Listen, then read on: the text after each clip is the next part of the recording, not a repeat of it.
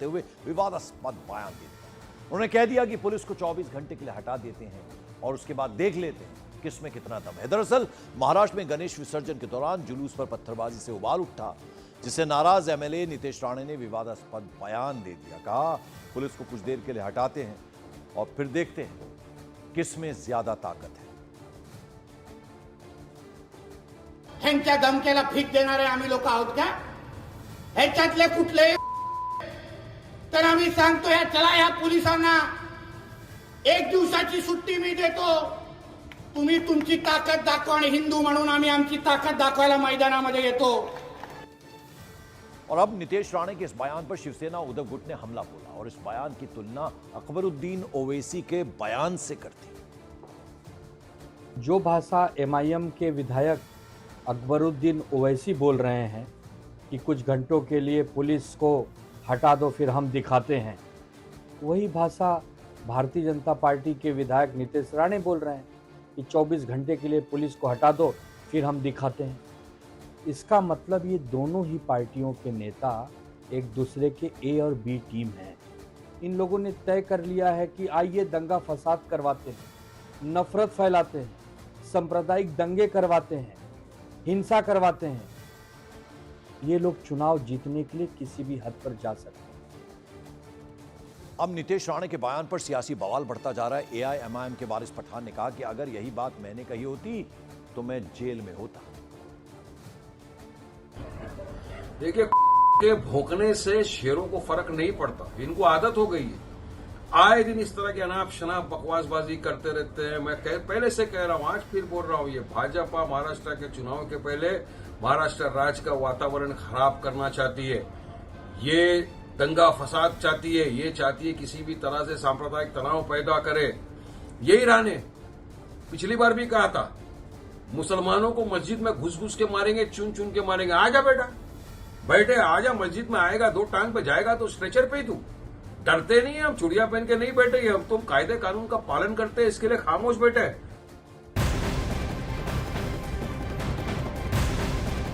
और खबर महाराष्ट्र के नंदुरबार से जुड़ी हुई, जहां ईद ए मिलाद के जुलूस के दौरान पत्थरबाजी के बाद जबरदस्त हंगामा हो गया। 2 गुटों में जमकर पथराव हुआ। हालात इतने ज्यादा बिगड़ गए कि कुछ उपद्रवियों ने करीब के घरों में आग भी लगा दी। वहां मौजूद पुलिस की गाड़ियों पर हमले भी किए, जिसमें 2 पुलिस वाले घायल बताए जा रहे हैं। बाद में पुलिस ने भीड़ को तितर बितर करने के लिए लाठीचार्ज किया, आंसू गैस के गोले तक छोड़ने पड़े। इलाके में शांति व्यवस्था बनाने के लिए आसपास के डिस्ट्रिक्ट से पुलिस फोर्स को भी मंगवाना पड़ा। अब जाकर हालात काबू में किए गए हैं। फिलहाल अभी भी जो जानकारी मिल रही है, पुलिस का दल वहां पर तैनात है। अब आरोपियों की पहचान करके कार्रवाई तेज कर दी गई और लोगों को पकड़ा भी गया है और कुछ और जो बचे हुए हैं उन तक भी पुलिस पहुंचेगी। आप देखिए किस तरह से 2 गुटों के बीच में जबरदस्त वहां तनाव हुआ, हिंसा करनी उन्होंने शुरू कर दी, तोड़ फोड़ आगजनी की, पुलिस को वहां लगाना पड़ा, पुलिस पर उल्टे पथराव कर दिया गया, फिर अतिरिक्त फोर्स बुलाई गई अलग अलग डिस्ट्रिक्ट से पुलिस की, तब जाकर हालात को काबू में लिया गया। गलियों में आप देखिए हर तरफ पत्थर के टुकड़े मौजूद हैं। 3 अलग अलग तस्वीरें, जुलूस निकल रहा था, वहां अचानक से ये हिंसा हो गई, घरों को आग लगा दी गई, आग की लपटें घरों के अंदर से उठती हुई देख रहे हैं आप। और फिर इलाके में भारी पुलिस बल को तैनात करना पड़ा, पुलिस पर पथराव भी हुआ, लेकिन अलग अलग डिस्ट्रिक्ट से पुलिस बुला ली गई, फोर्स बुला ली गई, तब जाकर किसी तरह से हालात पर काबू पाया गया। फिलहाल तनाव तो है, लेकिन अभी शांति बनी हुई है। तो 12 घरों में आग भी लगाई गई, जबरदस्त तरीके से हिंसा की गई। अब पुलिस लोगों से अपील कर रही है कि वो शांति बनाए रखें। साथ ही साथ पुलिस का ये भी कहना है कि उपद्रव करने वालों की पहचान की जा चुकी है, आइडेंटिफाई कर लिए गए हैं वो, और उनकी धरपकड़ लगातार चल रही है। फिलहाल स्थिति कंट्रोल में है और शहर में शांति है। सर्व नागरिकों को यही आह्वान दिया जाता है कि शांति प्रस्थापित रखें, किसी भी प्रकार से ऑब्जेक्शनेबल वीडियोस या अफवाहें ना पसराएं, ना फैलाएं। उनके वजह से अगर ऐसा कोई भी व्यक्ति सामने आएगा जो इस तरीके की अफवाह या गलत प्रकार के वीडियोस फैलाएगा तो उस पर कायदेशीर तरीके से कार्रवाई होगी। इस घटना के अंदर जो भी लोग रिस्पॉन्सिबल हैं, पुलिस ने उनको डिटेन करना शुरू कर दिया है और बहुत सारे आरोपी हमारे ताबे में हैं और इन सब पे प्रचलित कायदा के अंतर्गत कड़क कार्रवाई होगी, ऐसी मैं आप सबको गवाही देता हूँ। इस पत्थरबाजी में, इस दंगाइयों ने, उपद्रवियों ने जो मोहल्ला था मालीवाड़ा करके परिसर है और अन्य परिसर है, उसमें बहुत सारा नुकसान किया था।